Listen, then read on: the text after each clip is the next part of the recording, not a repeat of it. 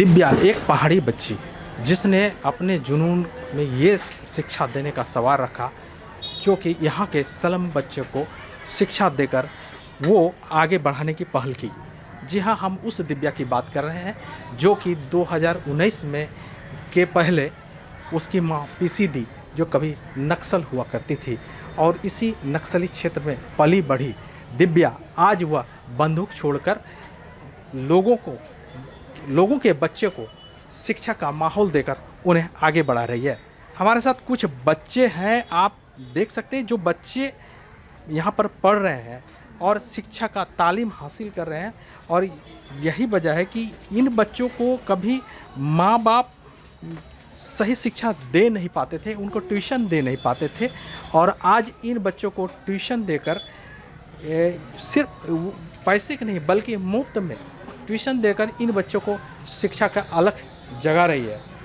हम कुछ बच्चों से बात करेंगे कि ये दीदी आखिर कब बच्चे को पढ़ानी आती है और इनकी पढ़ाई इनको कैसा लगता है।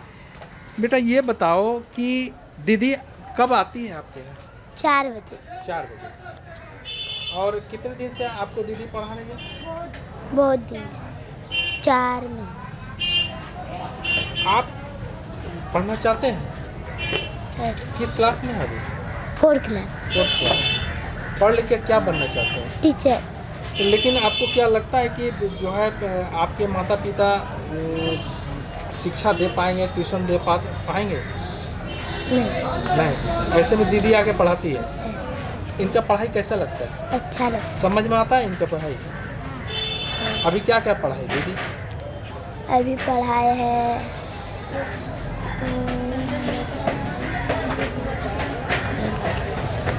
क ख फिर ऐसा पढ़ाए। फिर आपके माता पिता क्या करते हैं? मेरा मम्मी काम घर में काम करता है। मेरा पापा कश्मीर गए थे, आया। क्या नाम है आपका? मेरा नाम है नीतू कुमारी। ये बच्चे थी नीतू कुमारी। उनके कहना है कि इनके माता पिता जो है बाहर में काम करते हैं और बाहर में इनकी माँ भी घर में चौका बर्तन करती है। ऐसे में इन बच्चों को शिक्षा देने में असमर्थ इन बच्चों को देखकर दिव्या ने ये जुनून उठाया और इन्हीं ये हाट के जो शेड है, ये शेड कृषि बाजार समिति का है। और इसी कृषि बाजार समिति ने इनकी काम को देखते हुए और बच्चे को शिक्षा को देखते हुए ये शेड इनको दे दिया गया। आज ये बच्चे पढ़ रहे हैं। बच्चा बाबू क्या नाम है आपका? नीलम कुमारी। आपके माता पिता क्या करते हैं? मेरा माता कहते हैं चौका बनता है और मेरा पापा कश्मीर में काम करता है। आप स्कूल जाते हैं? हाँ सर। किस स्कूल में पढ़ते हैं? राजकीय मध्य विद्यालय डेरा दुमका। और यहाँ दीदी का आती है? Yes sir. वो दीदी क्या पढ़ाती है? दीदी पढ़ाते संडे मंडे क ख और आ और टेबल और 1 2। आप पढ़ लिख के क्या पढ़ना चाहते हैं? हम पढ़ने के पुलिस। क्यों बनना चाहते हैं? पुलिस ड्यूटी करने के लिए। क्या नाम बताया? नीलम कुमारी। तो ये थे नीलम कुमारी। और एक बच्चे से मैं बात करूँगा जो बच्चे यहाँ पर पढ़ रहे हैं, इनसे भी बात करेंगे। ये बताओ बाबू कि आपका नाम क्या हुआ? पूजा कुमारी। पूजा कुमारी। आप पढ़ लिख के क्या बनना चाहते हो? टीचर। दीदी जो पढ़ाती है, दीदी क्या नाम? दिव्या कुमारी। दिव्या कुमारी। ये जो पढ़ाने आती है तो पैसे भी लेती है? हाँ। हाँ। पैसे लेती है? शायद पता नहीं, हमको शायद देता है क्या, नहीं हमको नहीं पता। आपको पैसे कहीं मांगी आपसे? नहीं। तो पैसे नहीं लेती है? नहीं। आप पढ़ लिख के क्या बनना चाहते हो? टीचर। क्यों टीचर क्यों बनना चाहते हो? बच्चे लोग जैसे मैम हम लोग को पढ़ाते हैं वैसे बच्चे लोग का भी हम लोग भी पढ़ा सके, ऐसे ही। क्या नाम है आपका? पूजा कुमारी। तो ये थी पूजा कुमारी। इनकी सोच ठीक दिव्या की जैसी है। ये भी चाहती है कि जो स्लम एरिया के बच्चे हैं जिन्हें शिक्षा नहीं मिल पा रही है, तो ऐसे स्लम एरिया के बच्चे को अपने टीचर बनकर वो शिक्षित करना चाहती है, ताकि वो देश और समाज में भी एक मुकाम हासिल कर सके।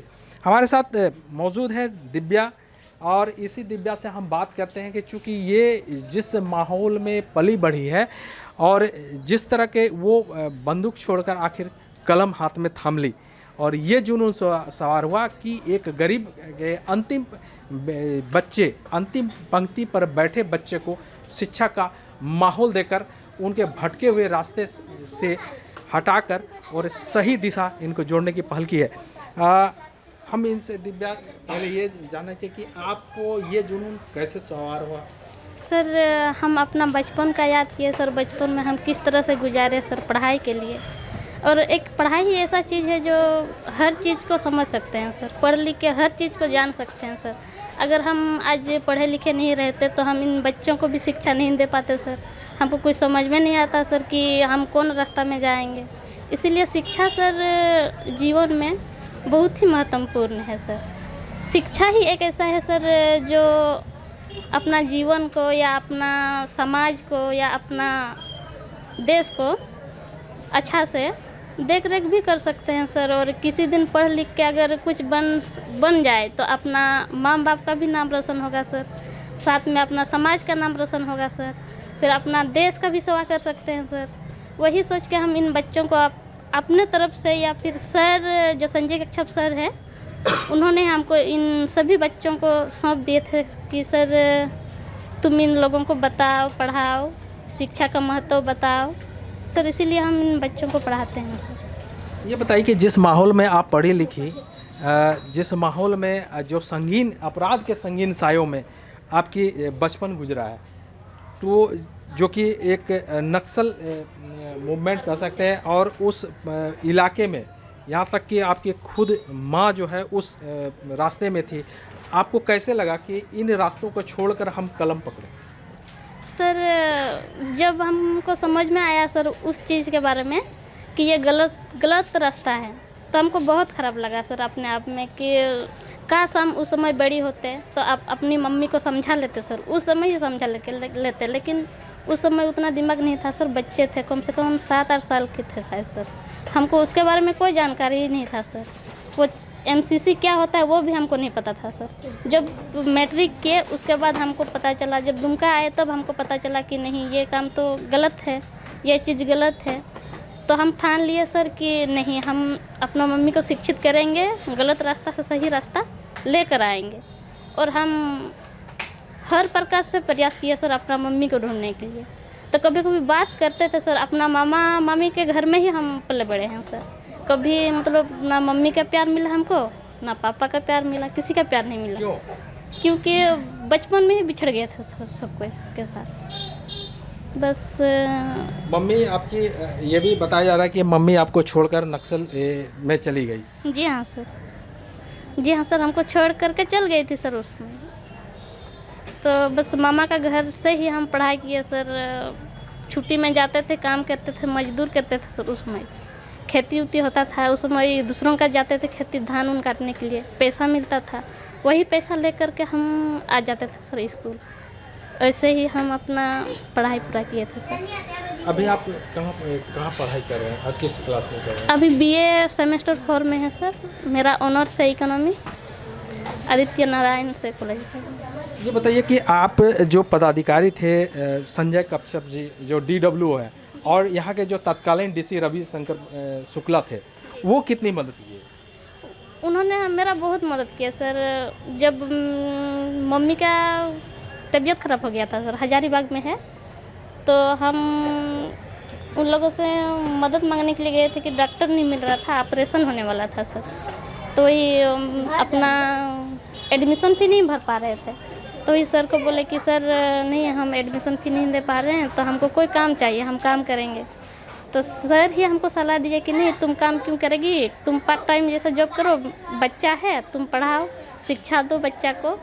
और जब जब ज़रूरत होता है सर संजय कच्छप सर ही हमको मदद करते हैं सर। कभी राशन घटता है, राशन के लिए पैसा देते हैं, ट्यूशन की भी दे देते हैं सर। जब जब ज़रूरत होता है तब मदद कर देते हैं सर। एक आखिरी सवाल ये है कि जब नक्सल का इलाके में जब आपकी माँ और अन्य लोग थे, तो कितना डर लगता था, कितना भय लगता था, और लगता है कि लोगों को जो है बरगलाने का काम कर रहे हैं।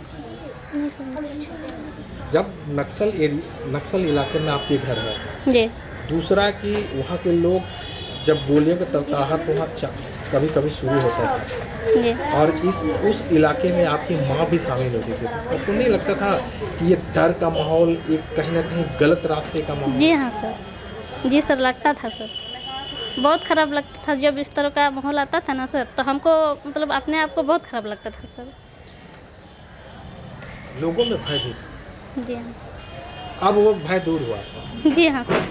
और लगता है कि अब जो आने वाला जो समय है वो सुधार होगा। जी हाँ सर, बिल्कुल सुधार होगा सर। आगे आप क्या क्या इच्छा है? सर मेरा आगे इच्छा है सर कि हम टीचर बनना चाहते हैं सर, मेरा सपना है टीचर बनना। और मेरा समाज को सही दिशा दिखाएंगे तो उन्हें जरूरी है शिक्षा, और शिक्षा तब जगेगी जब हाथ में कलम रहेगा, बंदूक नहीं। जब कलम रहेगा तो शिक्षा जगेगी, गांव का और समाज भी सुधार होगा, और समाज जब सुधार होगा तो देश में निश्चित रूप से एक नई जनरेशन, एक नई पहल, एक नई दिशा की शुरुआत होगी। दुमका से विकास प्रसाद शाह, ABP न्यूज।